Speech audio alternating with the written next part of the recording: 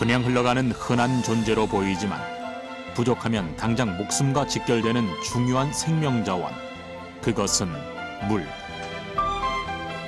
인류 생명의 가장 근원이 되고 우리 이 건강한 삶을 사는데 기본이 되고 또 우리 산업을 만들어주고. 어차피 신이 인간에게 준 것이 가장 고귀한 것이 물입니다. 인류 사회가 발달하면서 물은 경제생활의 근간이 되는 중요한 자원이 되었고, 선조들은 자연에서 물을 얻어 그것을 현명하게 다루는 법을 익혀가고 있었다. 자연을 극복할 수 있었다라고 하는 커다란 우리 민족의 자연에 굴복하지 않는 그런 메시지를 읽어낼 수 있는 것이죠. 그 안에서 물의 흐름을 읽은 선조들의 지혜가 담긴 관계시설이 탄생하였다. 백년전이잖아요. 했던 것은 어떤 기술사적인 측면에서 중요한 의미를 갖고 있다. 좀 더 건강한 물을 좀 더 편안하게 이용하기 위해 발전한 관계. 그 안에 감추어진 특별한 원리와 의미를 만나보자.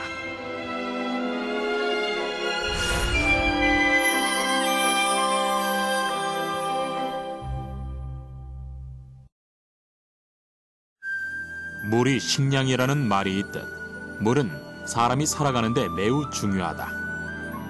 그 때문일까? 인류가 탄생하고 살아간 역사 속에서 물을 모아놓고 사용한 흔적을 쉽게 찾을 수 있다. 다행히 우리나라는 천연의 샘이 많아 안정적으로 물을 확보하는 일이 어렵지 않았는데, 사람들은 이 물을 더욱 편안하게 사용하기 위해 우물을 만들었다. 역사적으로는 가장 처음에 이용했던 것을 표류수라고 보고 있습니다. 즉 하천에 흐르는 물을 그냥 떠오고 개울에 흐르는 물을 그냥 떠다가 우리가 그것으로 뭐 세탁을 한다든가 물을 마시게 되고요. 그 다음에 아마 이 주거 불악이 더 점점 커지면서 이제 하천이나 개울에 가서 물 뜨는 것들이 불편해지다 보니까 하천 근처에는 항상 땅만 조금만 파면은 물이 이제 솟아나기 시작합니다. 그게 아마 우물의 첫 시작이 아닌가 싶습니다. 생명을 영위하기 위해 물을 찾아내고 우물을 만든 것은 사실 우리나라에만 국한된 것이 아닌 전 인류의 공통과제였다. 자연스럽게 빗물이 스며들어 땅속으로 스며들어서 땅 얕은 곳을 뚫고 나와서 그것이 하나의 샘으로 형성되는 게 그게 이제 우물입니다. 말하자면 지금과 같이 어떤 토목 기술이 발전되지 않았을 시절에는 가장 쉽게 취할 수 있는 것이 소위 우물이죠. 그렇다면 우물은 어떻게 만들어지는 것일까? 쉽게 말해 지하수가 나오는 곳까지 땅을 판 후 굴 안에 벽시설을 쌓는 것이 전통적인 우물 축조 방법이다. 이렇게 물을 쉽게 모아놓고 사용할 수 있는 방법을 터득한 후 우물은 삶의 공간과 더욱 가까이 자리 잡게 된다.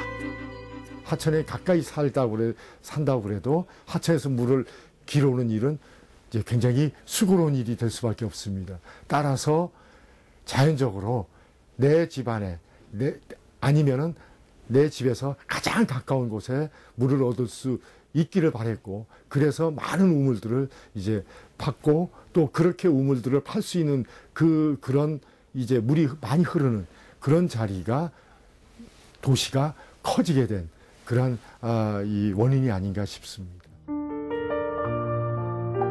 자연적으로 사람들은 우물 주변으로 모여들기 시작했고 이를 통해 불악이 형성되었다.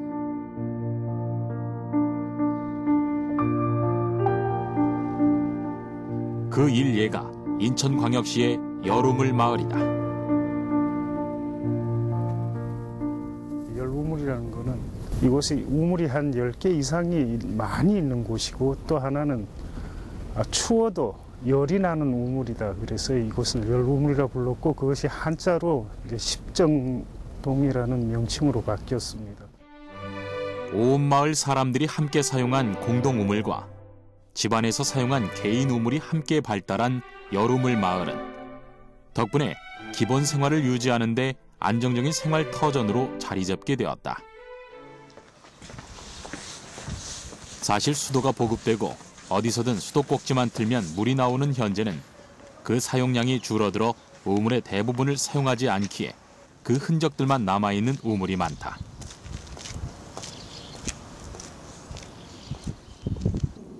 하지만 당시 마을 사람들이 늘 쓰고도 남을 만큼의 풍부한 수량이 있었다는 말을 증명하듯 아직도 물이 솟고 있는 우물을 보면 당시의 여름을 마을 우물은 집안 사람들 혹은 마을 사람들이 공동으로 사용하는 젖줄이었다는 의미를 이해할 수 있다.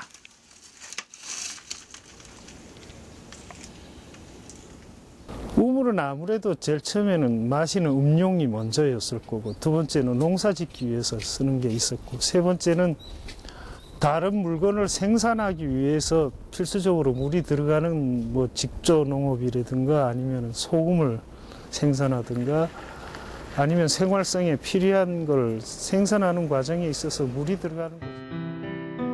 여름을 마을의 우물물은 마을 사람들에게 풍요라는 말을 선물해준다. 우리나라 최초의 염전이 이곳에서 만들어져 천일염의 100년 이상의 역사의 근간을 이루게 된 것이다. 그렇다면 소금을 얻는 것과 우물이 무슨 관계일까? 바닷물을 끓여서 소금을 채취할 때 많은 물이 필요한데 365일 마르지 않는 이 마을의 풍부한 우물물이 그 부분을 해결해 주었기 때문이다.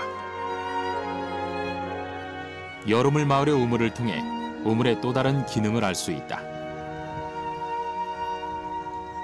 우물터는 단순히 물을 사용하는 공간만이 아닌 마을 사람들의 소통의 장이었다는 것이다. 빨래하고 쌀 씻으러 나와서 이렇게 뭐 동네 정보들 나누고 우리들이 이제 그 시골에서 일어났던 그런 그 우물터에서 벌어졌던 일들이 우리 동네도 마찬가지로 이제 벌어졌죠. 그래서 동네 정보라든지 뭐 이야기들이 사실은 우물터에서 시작했다고 봐도 과언이 아니고. 우물가는 마을 여성들의 만남의 장소였다. 우물가를 동네 방송국, 소문의 원천지 등이라 부르는 언서를 통해서도 알 수 있다. 마을의 정보 또는 그 아낙네들 사이에 소위 말해서 정보를 주고받을 수 있고 또 그곳에서 모든 대소사 관계를 논할 수 있는, 말하자면은 사랑방 문화와 또 다른 우리들만이 가지고 있는 안악들의 마을 문화를 형성했던 곳이기도 하니까 굉장히 중요하죠. 그래서 말하자면 우리나라의 의식주 생활에 있어서 가장 중요한 구심점이 하나가 우물가가 아니었나 그렇게 생각합니다. 처음 단순히 식수를 얻기 위해 물을 모아 만든 우물은 사람들을 한자리에 모아 그들의 생활을 윤택하게 해주었으며 하나의 문화까지 형성했다. 그런 의미에서 흐르는 물을 한 곳에 모아 사용한 선조들의 지혜가 지역 공동체를 만든 뿌리라 표현할 수 있지 않을까.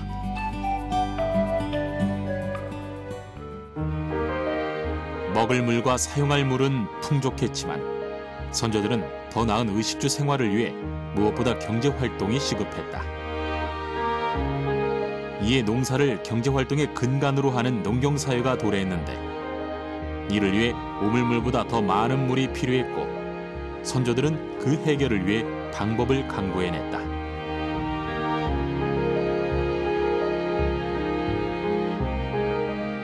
사실은 우리 이제 6, 7, 8월에 비가 많이 오는 나라이고 그 다음에 1, 2, 3월에는 비가 그렇게 많이 오지 않은 나라입니다. 그래서 이 계절적으로 이제 비가 안 올 때 우리가 농사를 지어야 될 때 그 물을 쓰기 위해서는 대규모 소위 지금 댐과 같은 형식의 물그릇을 만들 필요가 있었고 그게 이제 과거에 이제 가장 처음 대규모로 이제 공사가 시작된 것이 벽골제로 알려지고 있습니다. 자동차로도 수십 분을 달려야 일부를 둘러볼 수 있는 제방의 흔적이 남아있는 이곳이 바로 벽골제다. 벽골제는 전라북도 김제시 불양면 포교리에서 월성리에 이르기까지 제방이 남아있는 백제시대의 저수지로 우리나라 최대의 고대 저수지 중 하나이다. 현재는 물은 남아있지 않지만 벽골제 주변에 남아있는 흔적들을 통해 그 역사와 규모, 사용과 관련된 의미를 확인할 수 있다.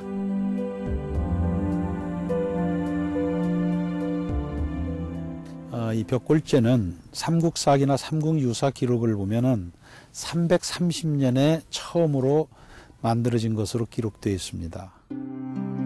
벽골제는 각종 문헌에 보면 고려시대, 조선시대에 이르기까지 여러 차례 중수해 가면서 실질적으로 사용했다는 기록이 나온다.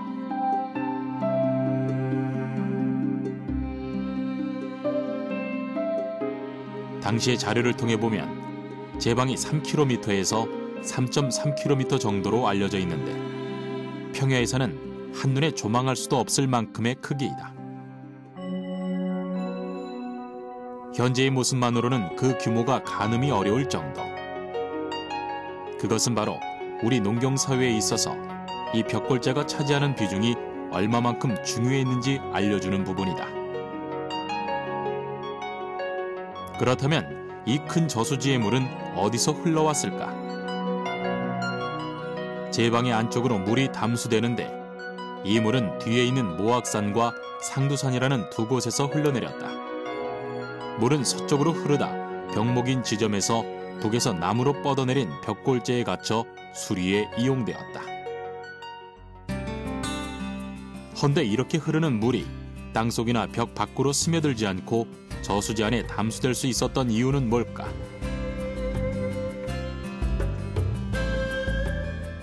실제 벽골제의 벽은 흙벽에 불과하다. 상식적으로 흙벽을 쌓을 경우 물이 담수되기보다 벽 밖으로 빠져나갈 것이라 예상이 되는데 그렇지 않았던 특별한 이유는 있을까? 그 원리는 켜켜이 쌓여있는 이 공법에 있다고 한다. 이것은 부역공법이라고 그러는 것인데요. 바로 집안이 아주 연약 집안할 때 그를 보강하기 위해서 이와 같이 깔고 있습니다. 지금 최하층에 보이는 지금 검정 이렇게 띠로 보이지 않습니까? 이것이 바로 부엽층, 즉 나무 이파리나 또는 초본유들을 이와 같이 깔고 있습니다. 또 여기에 지금 보면은 밝은 거, 어두운 거, 밝은 거, 어두운 거 교차해서 또 흙을 쌓지 않습니까? 그 다음에 또 하나의 띠가 보이죠. 여기 자세히 보면 이와 같이 부엽이 또 한 번 보이고 있습니다. 그래서 보면 하나, 둘, 셋, 3단에 걸쳐서 이 부엽을 깔고 있음을 알 수 있습니다. 벽골제 제방을 축조한 부엽 공법이란 흙벽의 강도를 높이기 위하여 흙과 나뭇잎 층을 교대로 쌓는 기술로 벽골제의 경우 여러 겹에 걸쳐 부엽을 깔고 있다. 이 공법을 이용하여 축조한 결과 흙과 나뭇잎 층 사이의 마찰력으로 흙벽이 밀리는 현상을 방지할 수 있었다. 이러한 원리를 이용해 제방 안에 물을 담을 수 있었고 농사를 짓는 도중 비가 오지 않아 물이 부족했을 때 물을 꺼내 논에 물을 댈 수 있었다.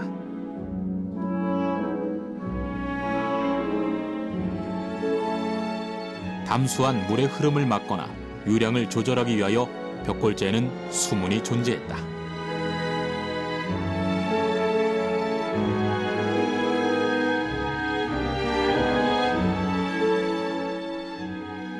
이 벽골제 제방에는 5 개소의 수문이 있다고 되어 있습니다. 북쪽으로부터 수여거, 그리고 지금 여기 보이는 게 장생거입니다. 그리고 조금 가운데쯤 되면 중심거가 있고요. 그 다음에 경장거, 최고 남쪽에 유통거가 있는 것으로, 즉 5개의 수문이 있는 것으로 되어져 있습니다. 기록에 따르면 총 5개의 수문은 북쪽을 시작으로 수여거, 장생거, 중심거, 경장거, 유통거의 순으로 있었다고 한다.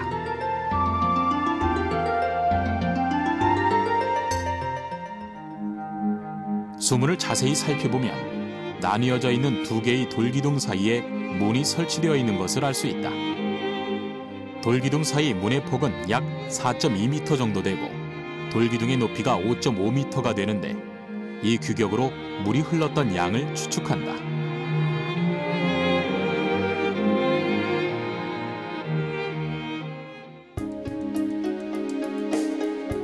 평상시에는 수문을 닫아 물을 가두어 놓았다가 물이 필요한 시기에 5군데의 수문을 열어 물을 내보냈다. 수문이 열리면 동부가 높고 서부가 낮은 김제의 지형 위에서 물은 서쪽으로 흐르게 되었다. 근데 이 수문에서 나가는 그 물들이 각각 물길이 어디까지 있는 것, 즉 농사를 지을 수 있는 그런 한계 면적, 즉 목리 면적을 말할 수 있겠죠. 근데 여기에서 보면은 북쪽으로는 만경까지, 그리고 남쪽으로는 고부까지, 서쪽으로는 태인까지 여기에 있는 물을 이용해서 농사를 지었다는 이러한 기록이 있습니다. 그 면적을 환산해 보면 무려 9,500만 제곱미터에 이르는 방대한 것이죠. 견고한 공법과 유량을 조절하는 방식으로 축조된 벽골제 덕분에 김제는 물 걱정 없이 농사를 지을 수 있는 풍요로운 농경 문화의 고장이 되었다. 하늘에서 비가 내려야 비로소 농사를 지을 수 있었던 상황을 극복한 것이다.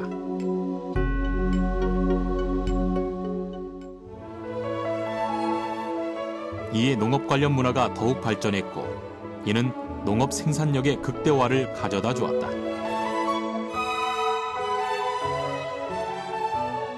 어쩌면 근대 이전 5,000년의 역사 속에서 생업의 근간이었던 농업 문화가 자리 잡게 된 데는 자연의 한계에 굴복하지 않은 선조들의 패기가 작용했다고 볼 수 있지 않을까.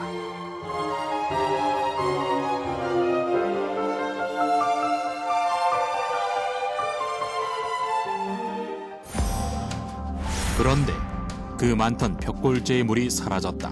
물은 어디로 갔을까? 사실 지금의 벽골제는 더 이상 저수지로서의 역할을 못하고 있다. 그 이유가 무엇일까? 벽골제는 우리 농경 사회에 있어서 중요한 위치를 점하고 있지요. 그런데 이렇게 중요한 위치를 점하고 있는 벽골제가 1925년도 바로 일제에 의해서 이곳에 간선수로를 만들어지게 됩니다. 일제 강점기의 동진수리조합은 근대식 농사법으로 개선한다는 본래 의도와는 다르게 일제의 산미 증산 계획의 일환으로 갈수록 악화되는 일본의 식량 조달을 위해 운영되었다.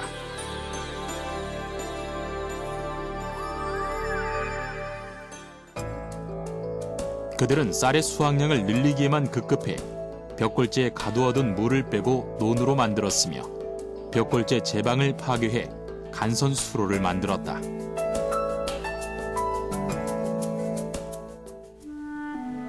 그로 인해 예전의 제방은 물길이 되어버렸다. 과학적 공법을 이용한 제방은 훼손되었고 지금은 콘크리트 수로가 남아있다. 벽골제가 유린된 것이다. 다행히 모든 고대 저수지들이 그 기능을 잃어버린 것은 아니다. 충청북도 제천시의 의림지는 아직까지 저수지로서의 기능을 유지하고 있어 그 가치가 더욱 크다.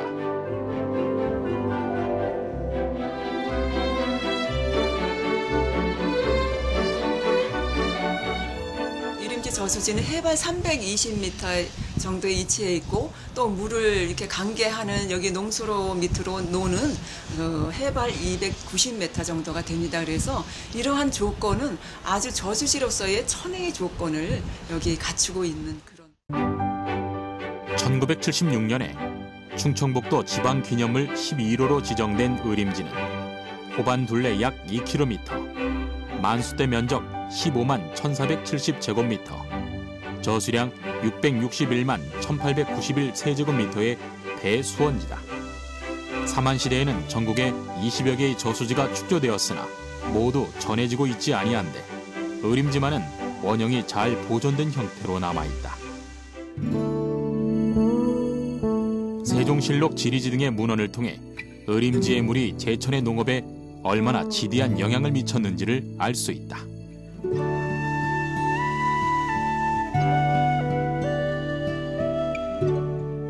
과거에는 이 수문을 통해서 제천의 경작지가 559결이었다고 해요. 그중에 400결을 이 저수지의 물로 간개를 했다고 하니까 그 고대 수리시설로서의 가치는 대단했던 거죠. 그 당시 선진영농이라고 했던 영남 지방에는 그 간개율이, 저수지 간개율이 17.1%라고 합니다. 거기에 비하면 제천은 71%로서 상당히 높은 그런. 농업용수가 넉넉지 못했던 이 고장에서 의림지의 역할은 매우 커서 방죽 아래쪽의 농사는 전적으로 이 물에 의존하고 있었다고 해도 과언이 아니다.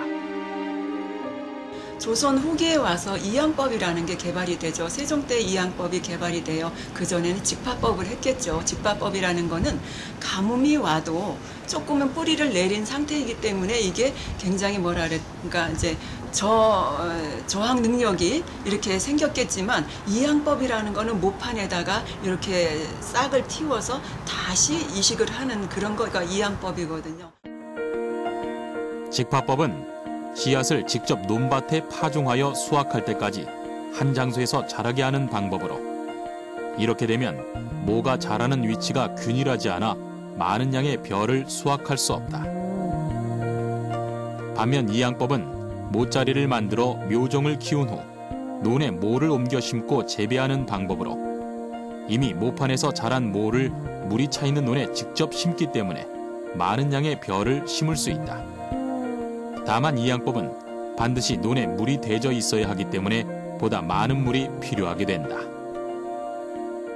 근데 조선 후기에 와서 이양법이 개발이 되고 저수지가 또 많이 생겨남으로 해서 이 물로 인해서 이모작이 가능했고, 이모작으로 인해서 생산성을 많이 높여서 자본주의 세계, 그러니까 자본주의의 싹이 텄다고 보시면 되겠죠. 그래서 제천 지방에도 그 척박했던 땅에 이모작이 가능했지 않았을까. 그것으로 인해서 생산성을 굉장히 높였을 거라고 생각을 합니다.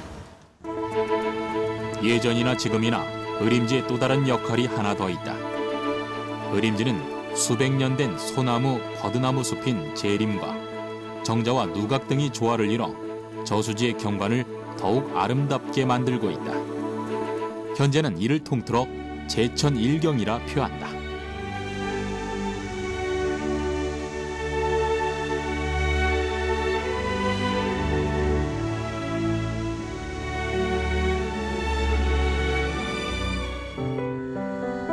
물은 또 풍경의 아름다움을 더하는데 그 역할을 톡톡히 해내는 대표적인 곳이 창덕궁이다.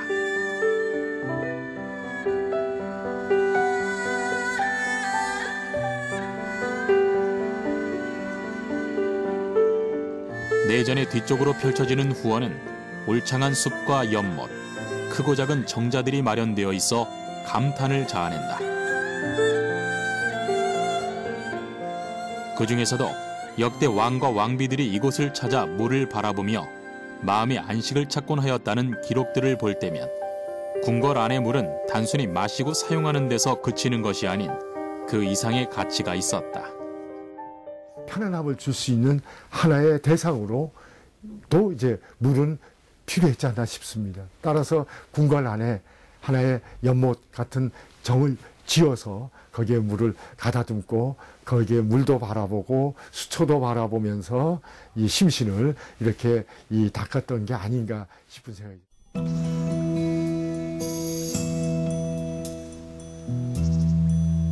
이를 뒷받침해주듯 창덕궁 후원에 있는 사정기 비각을 보면 부용지를 만들게 된 배경과 과정이 새겨져 있다.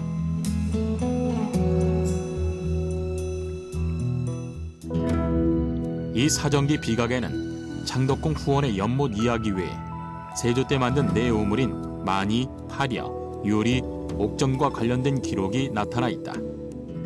이로써 궁궐에서도 물을 사용하기 위해 우물을 사용한 점도 찾게 된 것이다. 그리고 실제 이 우물이 창덕궁 후원에서 발견되었는데 화강암을 둥글게 파내어 바닥을 만들고 화강암 석재 6단을 쌓아 올려 완성하였다. 부용지와 인접한 이 우물은 세조 때 판 네 우물 중의 하나로 우물의 제일 윗부분은 안쪽은 둥글고 바깥쪽은 각지게 깎은 석재 4매를 이어붙여서 팔각형의 형태를 띠게끔 하였다.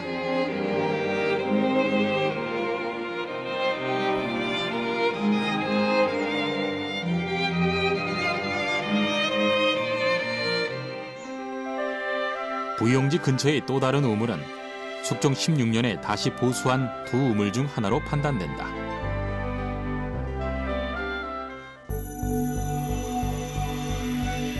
그런데 왜 하필 물을 푸고 나르기 어려운 후원의 부용지 옆에 우물을 만든 것일까? 이 궁금증은 다른 우물의 위치를 보면서도 쉽게 풀리지 않는다. 과거에는 아마 이제 풍수지적으로 이제 임산배수를 해야 되는 것도 있고, 또 왕궁은 밖에서부터 이제 침입해서 방지해야 될 이 그런 구조적인 어떤 지형적인 측면도 있지만은, 가장 또 거기서 또 빼놓을 수 없는 게 물을 항시 깨끗한 물을 얻을 수 있는 그런 곳에 왕궁이 이제 자리 잡았다고 생각됩니다. 대답은 간단했다. 많은 사람들이 살아야 할 궁궐에 우물을 만든 것은 당연지사. 궁녀들이 우물이 있는 곳까지 손수 오가며 물을 길어야 했다. 하지만 우물은 수맥이 있는 곳을 파야 하는 것이므로 마음대로 필요한 건물 사이사이에 배치하기는 어려웠던 것이다.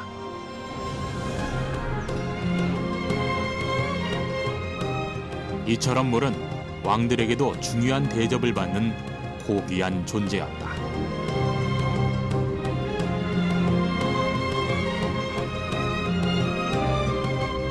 1900년도에 들어서면서 우리나라는 서양 문물의 영향을 받아들이기 시작한다. 우리가 1900년 전후해서 전기라든지 또 수도라든지 또 전차, 철도 이런 것들이 이제 그 서울에 등장을 하게 되죠. 새로운 기술들을 받아들이면서 서울은 격변하기 시작했고 점점 편리함이 가미된 근대적 사회로의 모습으로 바뀌어간다.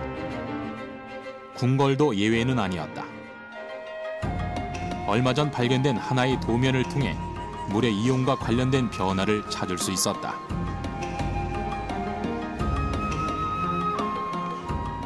(1908년에) 처음으로 궁궐에 수도 배관이 들어오게 되는 도면이 남아있고, 또 1908년보다 한 10여 년 뒤인 1917년에서 20년 사이에 그 대조전에 화재가 나서 대조전의 일곽을 크게 개조를 하게 되는데요. 그 시기에 식수로 사용하는 상수 시설을 또 설치를 하게 됩니다. 1908년도에 작성된 도면에서 궁궐 내에 배관 시설이 배치된 것을 볼 수 있다. 하지만 당시의 시설은 식수용이 아닌 방화수 용도였다고 한다. 1917년에서 20년 사이에 만들어진 도면들에는 특히 그 세습관 뒤쪽에 상수도와 하수도와 관련된 시설들이 보여집니다. 그 도면에 그 수도 지면에서 올라온 수도 배관과 수도 꼭지가 그려져 있고, 그리고 그 물을 사용을 하고 물을 그 하수로 내보내는 그러한 시설의 도면이 그려져 있습니다. 이후 1917년에서 20년 사이에 그려진 도면에서 방화수 배관 연장선의 형태를 볼 수 있는데, 그 사이에서 새로운 시설이 눈에 띈다. 도면상에 수도 모양이 표시되었던 이곳은 세숫관이다. 오늘날의 수도가와 같은 역할을 한 곳으로 이곳에 새로이 하수시설이 생겨난 것이다.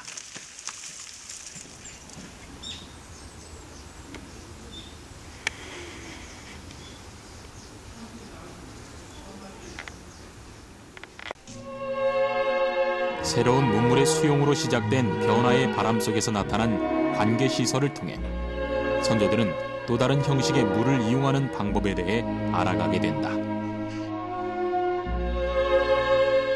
서양으로부터 전해진 근대 기술력과 전통적인 기술이 어우러져 또 다른 형태의 관계시설이 나타나게 된 것이다.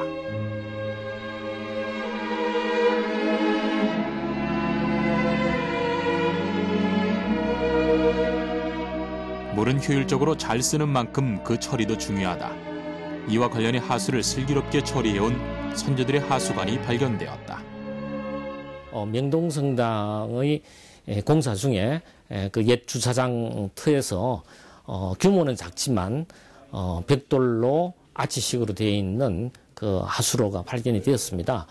그 당시는 이제 아마 선교사들이나 또 명동성당의 어떤 그 근대적인 건물 하부에 연결되는 배수로이지 않았겠는가. 하지만 심각한 훼손 정도 때문에 정확한 이용 방법을 알 수가 없었다.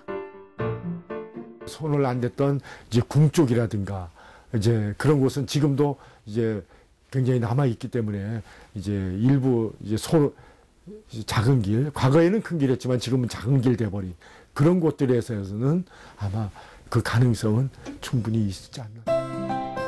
하수를 위해서는 물길이 이어져야 한다. 그렇다면 서울 어디엔가는 아직 발견되지 않은 배수로가 있지 않을까? 그리고 그 생각이 현실이 됐다. 드디어 하수 관거의 모습이 드러났다.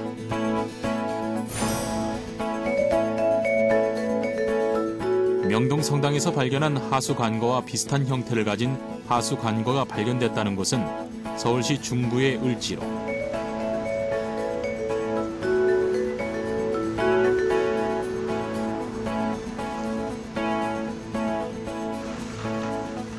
백여 년 동안 그 모습을 감추고 있던 곳의 모습을 살펴보기 위해 대대적인 준비가 시작됐다.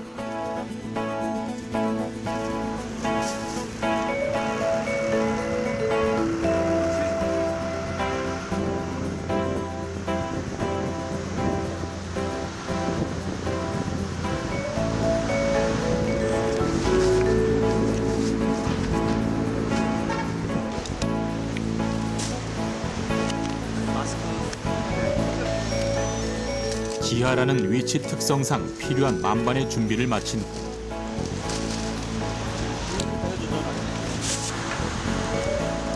직접 탐사를 시작해본다.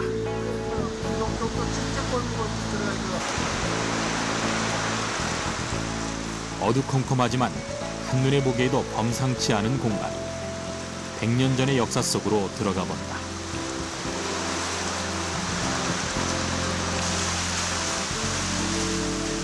한참을 걸어가도 계속 이어지는 긴 구간. 그 안에서 만난 하수 관거의 모습은 오랜 세월 땅속에 묻혀 있었다고 하기엔 그 형태가 무척이나 온전했으며 실제 하수도 흐르고 있었다.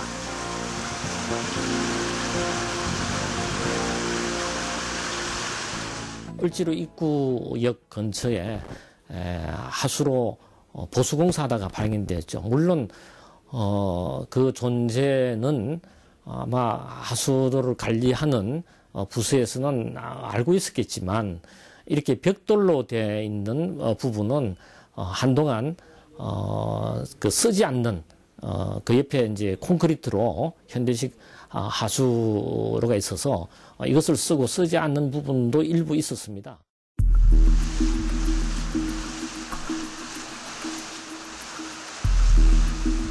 발견된 남대문로 하수 관과는 암거 형식의 규모가 큰 간선 배수로 형식.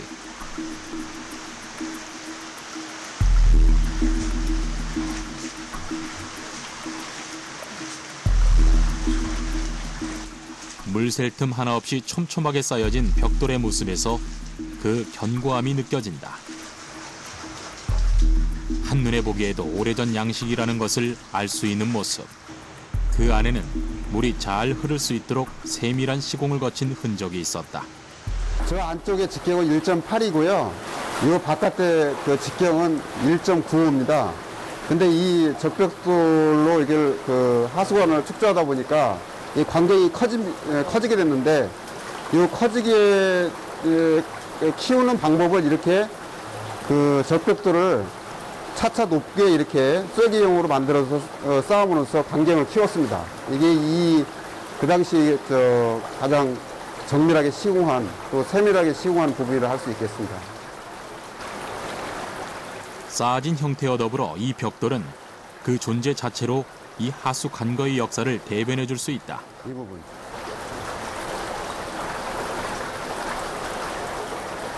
(1907년에) 통감부 산하의 탁지부에서 그 건축소라는 데가 있는데 그것은 이제 간천 건물을 전담하는 그런 그 기관입니다. 여기에 이제 연화 제작소를 만들어서 벽돌을 이제 대량으로 공급 시작하는 게 1907년입니다. 그렇기 때문에 여기에 벽돌이 등장되기 때문에 아마도 1907년 이후다. 같은 시기 서울광장 지하에서도 근대 배수로가 발견되어 탐사를 시작했다.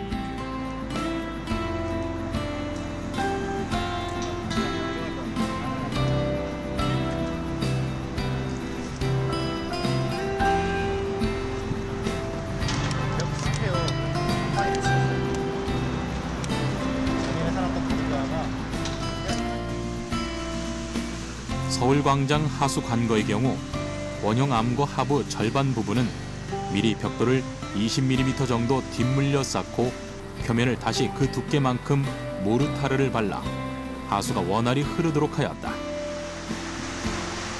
지선과 간선이 합류하는 지점은 암거와 동일한 벽돌식 혹은 콘크리트 구조로 부분 변경하여 부드러운 유선형 곡선을 이루어 하수의 흐름을 원활히 하였다.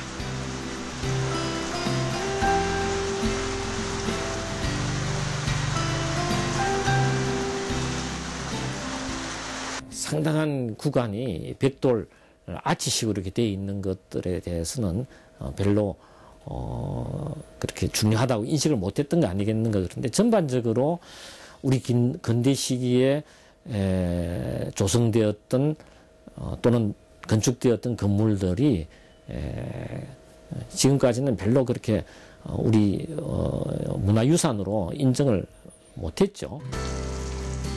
서울시는 이 하수 관거의 발견에 수백 년에 걸친 하수 체계와 물길을 근간으로 근대적 기술을 도입해 재구축했다는 점에 첫 번째 의의를 두고 있다. 서울 중구의 하수 관거의 물길은 서울광장 남서쪽 모서리에서 시작하여 시청의 정면 가운데로 흐르며 최종적으로 청계천으로 합류한다. 또한 국내의 다른 곳에서 찾기 힘들다는 희소성과 우리나라 토목기술사에 중요한 의미를 준다는 점에 의의를 두고 문화재 지정을 추진 중이다. 소로 그리고 이제 공원화된 곳들 나중에 이제 일부 이제 공원화된 곳들 이런 곳에서는 아마 이제 좀 앞으로도 발견될 그런 가능성이 있지 않나 싶은 생각이 듭니다. 서울 인근에도 지금 일부 이제 이 개발을 못하는 공원화된 구역들이 지금 상존하고 있고 아마 그런 곳에서는 혹시 앞으로도 나타날 가능성은 있지 않나 싶습니다. 아직도 또 다른 하수 관거 혹은 물을 이용한 문화가 어디엔가 잠들어 있을지도 모른다. 그 문화를 발굴하여 그 속에 숨어있는 조상들의 물에 대한 사랑도 배워갈 수 있기를 바라본다.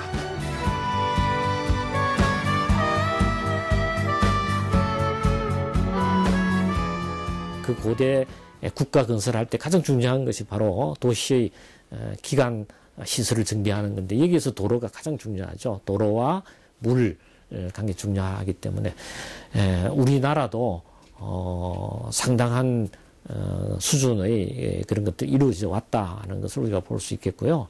건강한 물, 좋은 물, 정말 이 우리가 과거에 역사적으로 세계에서도 가장 좋은 물을 혜택을 받았던 우리나라가 그 혜택을 앞으로 누릴 수 있고 이 물로 인해서 우리의 산업, 우리의 이 경제력이 튼튼히 뒷받침되는 그러한 하나의 큰 기둥으로 계속 우리가 가꾸어 나가고 지금 노력해야 될 그런 분야가 아닌가 싶은 생각이 듭니다.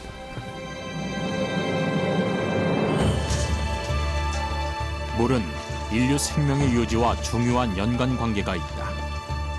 이에 선조들은 다양한 방법으로 물을 다스려 왔다. 물을 찾아내 깨끗한 물을 편하게 마실 수 있는 방법을 찾아왔다. 단, 자연을 훼손시키지 않는 범위에서 그 흐름에 맞춰 물을 이용했다.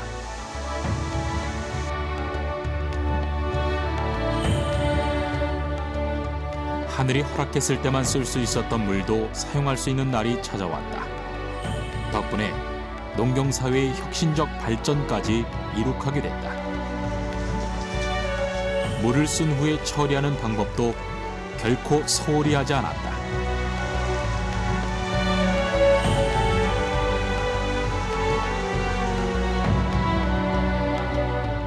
물을 가치 있게 사용했고 또 지혜롭게 다스렸다.